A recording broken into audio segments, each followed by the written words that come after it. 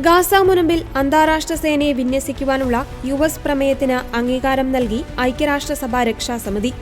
ന്യൂയോർക്കിലെ യുഎൻ ആസ്ഥാനത്ത് നടന്ന വോട്ടെടുപ്പിലാണ് ട്രംപിന്റെ 20-ദിന സമാധാന പദ്ധതിക്ക് പിന്തുണ നൽകുന്ന ഈ സുപ്രധാന തീരുമാനം അംഗീകരിക്കപ്പെട്ടത്. ഗാസയിലെ യുദ്ധം അവസാനിപ്പിക്കുക, ഹമാസിനെ നിരായുധീകരിക്കുക, മാനുഷിക സഹായം ഉറപ്പാക്കുക എന്നീ ലക്ഷ്യങ്ങളോടെയാണ് ISFനെ വിന്യസിക്കുന്നത്. ട്രംപ് അധ്യക്ഷനായൊരു ബോർഡ് ഓഫ് പീസ് സ്ഥാപിക്കുന്നതിനും പ്രമേയം പിന്തുണ നൽകി. റഷ്യയും ചൈനയും വോട്ടെടുപ്പിൽ നിന്ന് വിട്ടുനിന്നിരുന്നു. അതേസമയം ഈ നീക്കത്തെ പാലസ്തീൻ അതോറിറ്റി സ്വാഗതം ചെയ്യുകയും ഹമാസ് ശക്തമായി എതിർക്കുകയും ചെയ്തു. ഐക്യരാഷ്ട്രസഭയുടെ പ്രമേയത്തിൽ പാലസ്തീൻ രാഷ്ട്ര സ്ഥാപനത്തെക്കുറിച്ചുള്ള പരാമർശങ്ങൾ ഉണ്ടായിരുന്നതിനാൽ പ്രമേയത്തെ പരസ്യമായി പ്രശംസിക്കുന്നതിൽ നിന്നും ഇസ്രായേൽ വിട്ടുനിന്നിരുന്നു.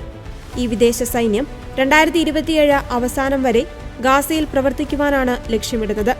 ഗാസയുടെ അതിർത്തികൾ സുരക്ഷിതമാക്കുക, സാധാരണക്കാരായ ജനങ്ങളെ സംരക്ഷിക്കുക, മാനുഷിക സഹായ വിതരണം ഉറപ്പാക്കുക, പലസ്തീൻ പോലീസിന് പരിശീലനം നൽകുക, ഏറ്റവും നിർണായകമായി ഹമാസിനെ നിരായുധീകരിക്കുവാനുള്ള നടപടികൾക്ക് മേൽനോട്ടം വഹിക്കുക എന്നിവയാണ് ഈ അന്താരാഷ്ട്ര സേനയുടെ പ്രധാന ദൗത്യങ്ങൾ.